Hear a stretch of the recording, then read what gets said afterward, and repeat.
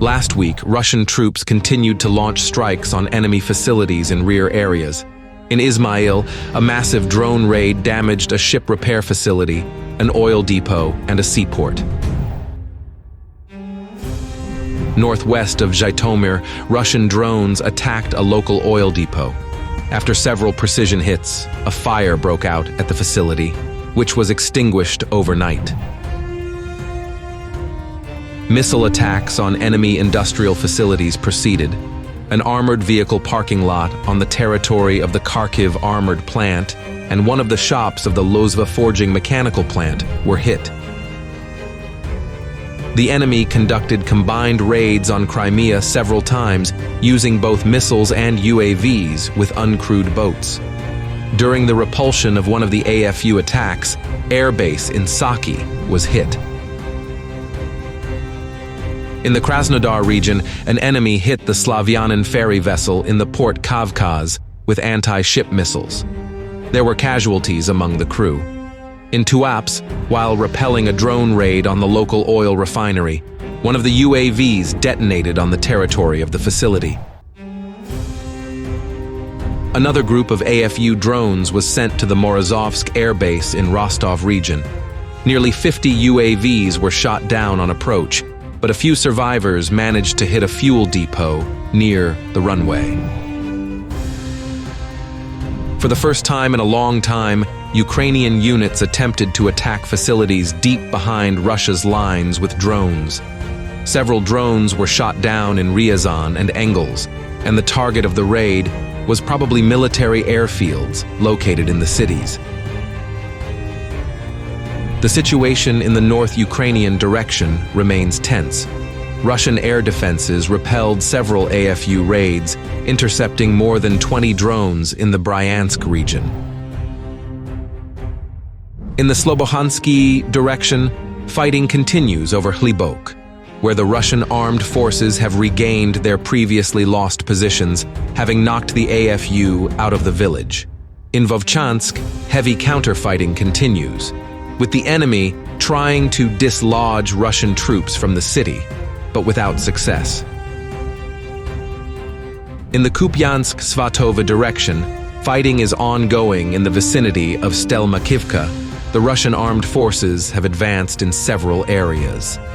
The enemy launched a counterattack near Artemivka, and fierce fighting is also taking place near Rozovka. In the Lyman direction, the intensity of fighting at the Terny-Torsky line remains relatively low. Heavy fighting is taking place in the Serebryansky forestry area.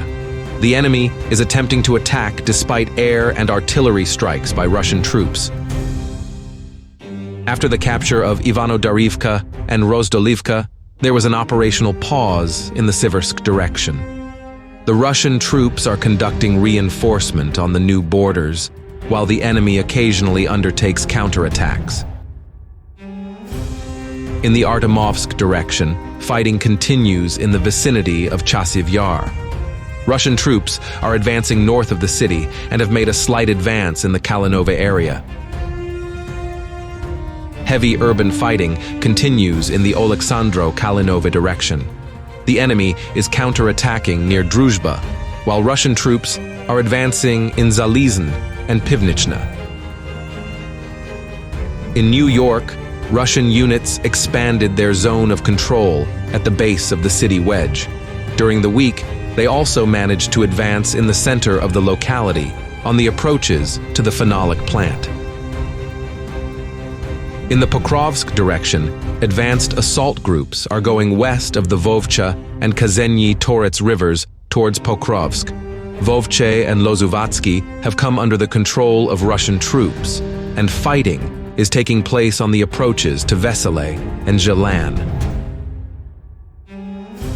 Meanwhile, urban fighting continues in Krasnohorivka. The Russian armed forces are systematically pushing the AFU to the northwestern outskirts of the town. Ukrainian units are suffering heavy losses from artillery and airstrikes and are unable to hold back the onslaught of Russian troops.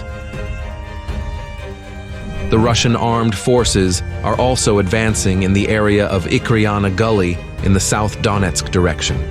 The 𝐒𝐤𝐫𝐚𝐢𝐳 highway is practically unusable for the enemy due to the actions of Russian reconnaissance units. Meanwhile, the intensity of fighting has somewhat decreased in the Vremivka direction. Russian troops are reinforcing the positions they have taken and tightening their flanks in anticipation of a possible further advance. There are no changes in the situation in the Zaporizhzhia direction. Fighting is still going on in the vicinity of Rabotyne and Verbove. At the same time, neither side is making serious attempts to advance, limiting themselves to attacks by small assault groups. In the Kherson direction, fighting continues on the islands in the Dnieper Delta, with the central part of Krinky remaining in the gray zone. At the same time, artillery strikes are being exchanged across the river. Aviation is also being used by the Russian side.